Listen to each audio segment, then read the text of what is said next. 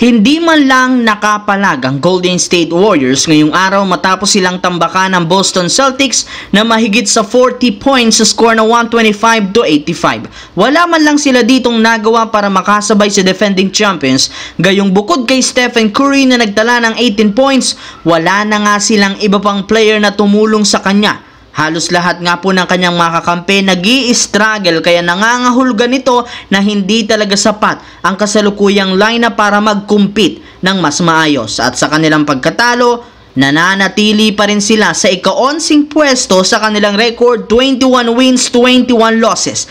And dahil dito, maging si Curry nawawalan na rin naman ng tiwala sa lineup. Ayon sa naging pahayag nito, isa nga sa mga rason ng kanilang pagkatalo ay ang katotohanan na bigla-bigla na lang naman silang hindi nakakapag-score at nakakadepensa na nagre-resulta sa hindi pagiging competitive ng kanilang team ngayong season. Samantala, natalo na naman ang Dallas Mavericks laban sa hindi naman ganong kalakasang team na Charlotte Hornets, 110-105, kaya mas lalong umingay nga po ang posibilidad na paggawa ng team ng trade sa lalong madaling panahon. At isa dyan ay ang pagpapamigay nila kay Daniel Gafford upang makakuha ng at least isang defensive wingman o di kaya isang promising star. At base sa balita, isa sa mga teams na posibleng makipagnegosasyon sa kanila ay ang Los Angeles Lakers na desperado nga pong makakuha ng isang bagong sentro na tutulong kay Anthony Davis. Sa katunayan, bukod kina Gabe Vincent, Jared Vanderbilt at isang future first round pick,